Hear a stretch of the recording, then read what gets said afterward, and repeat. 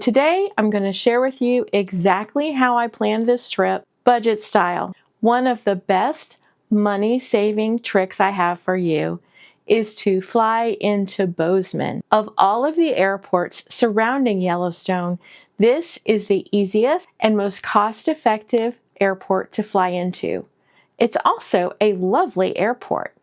We really enjoyed walking around. I've never seen a fire pit inside of an airport before, so that was really cool. Also, renting a car.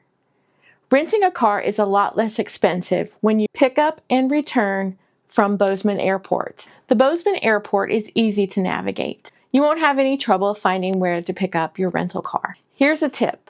Check your credit card. Some of them come with loyalty status for different rental car companies. We have a card that gave us Emerald status with National Rent-A-Car. So we were able to pick up a car and choose whichever car we liked. It wasn't the biggest, it wasn't the fanciest. We were looking for one that would seat us comfortably and was great on gas mileage. Bozeman is easy to navigate. There's Walmarts, there's other kinds of grocery stores close by. Either purchase or bring with you a foldable cooler in your suitcase, but load that cooler up with drink, fresh fruit, vegetable snack, crackers, cheese, meat sticks, peanut butter, jelly, bread, muffins, things that you'll need to eat the rest of the week or however long you're staying within the Yellowstone area. One of the ways we kept our costs down was we made sandwiches every day, but we also made sure our accommodations had a microwave or a refrigerator, something to keep our things cold if your cooler's not big enough. Packing car snacks is one of the best tips I can give you for cutting costs while you're visiting Yellowstone. Every sandwich you make will save you $10 to $18 per person. Yellowstone has so many places that you can pull over and have a picnic. So packing your own food is actually a benefit because you get to hang out in Yellowstone, have a picnic, go to Yellowstone Lake. There are some beautiful places to picnic near there. It just adds to the experience. It actually saves time. You don't have to go into restaurants, wait to be seated, wait to order, wait for your food to be delivered, wait to eat, wait to pay for it, get back in the car and drive.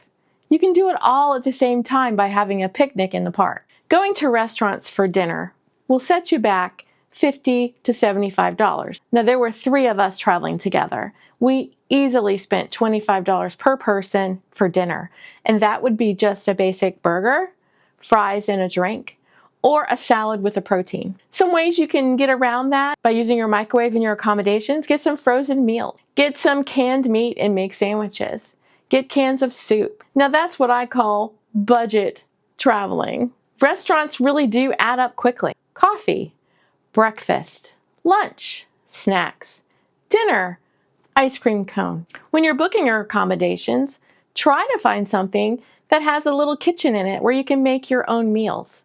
That'll save you a bunch. So check the cost against staying at a typical hotel with staying somewhere that has a mini kitchen inside of it. Try to find an Airbnb or a VRBO that has these special accommodations for you. You'll just have to compare prices. You'll need to compare how long it takes you to get to the park every day. If you don't stay within the park, you're driving at least an hour to get to the park. You can even, in West Yellowstone, you can stay right outside the park entrance. But even from there, you're looking at a 30 to 45 minute drive to the first attraction. With the price of gas these days, that's not an insignificant expense to keep in mind. Here's a big tip. If you're going to visit for at least 3 days, or you're going to visit another national park this year, consider getting the annual pass. If you're retired, definitely pick up the lifetime senior pass. That gets you into any national park multiple times, unlimited. Unlimited. When you're planning your trip, the earlier you book, the better. Whether you're staying within the park or staying outside of it, whether you're camping, Airbnb, hotel, book early.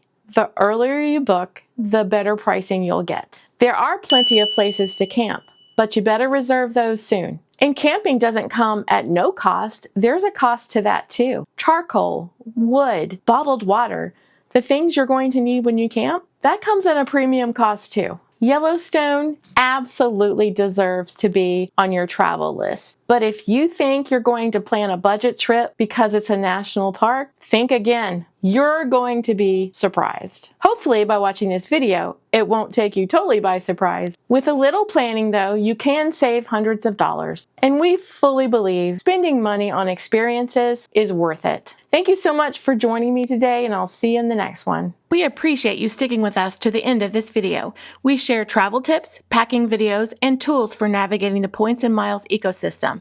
If this interests you, don't forget to subscribe to our channel so you don't miss out. Have a great day, and we will see you next time.